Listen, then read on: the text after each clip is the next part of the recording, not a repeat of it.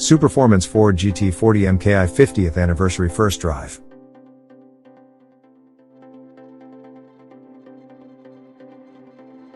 But before we start, please support us by pressing the like and subscribe buttons, so that we can continue to provide information about car and motorcycle news.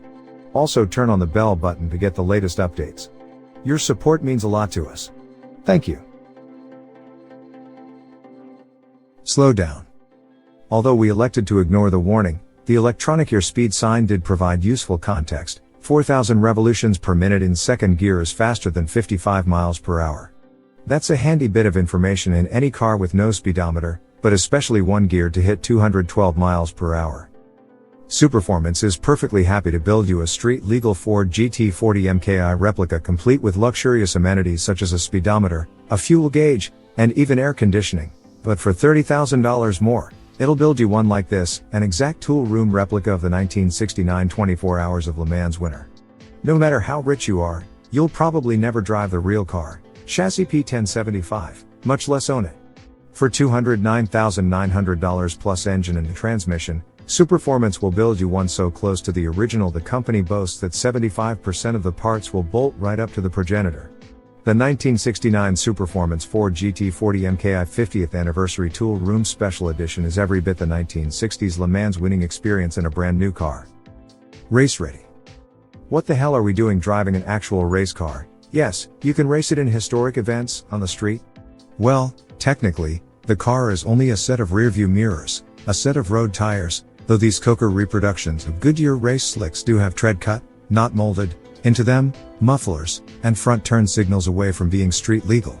Thing is, depending on the year and the engine fitted, the original GT40s raced in several different classes at Le Mans, and the 1969 car was running in the second highest sports group, not the top level prototype group. This meant the car had to be homologated, a fancy word for you have to sell some street legal versions before you're allowed to race. We had this speech rehearsed in the event law enforcement posed the question, though the opportunity never presented itself. Why the 1969 car, though? After all, 66 was the famous race, immortalized first by the 1-2-3 finish of the GT40s and more recently by the movie Ford v Ferrari. The 1969 running, though, is considered among Le Mans fans to be one of the greatest finishes in race history.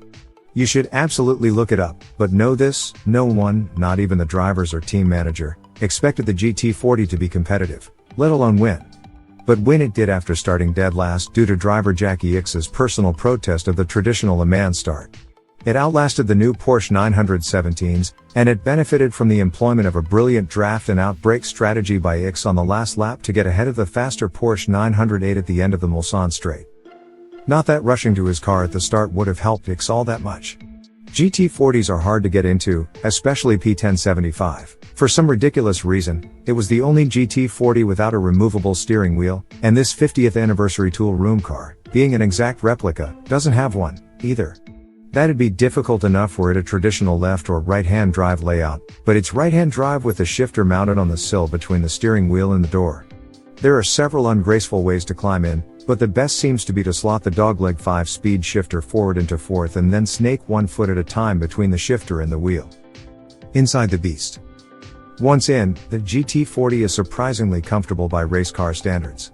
With the car standing just 40.0 inches tall at the roof, hence the name, you're basically lying down in the driver's seat. The unmistakable leather seat with brass ring inserts feels like a thin recliner, and there's decent head, shoulder, and elbow room for an average-size adult. Even so, watch the secondary latch on the ceiling when you close the door. Part of the roof is attached to the top of the door, creating a big cutout in the roof when open. The secondary latch was necessary because the aerodynamics of the GT40 meant those odd doors like to pop open at high speeds.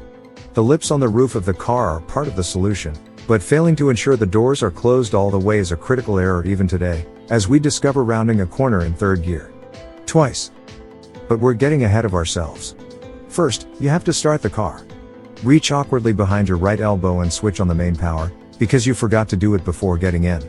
2 toggles to the right of the steering wheel activate the ignition and fuel pump.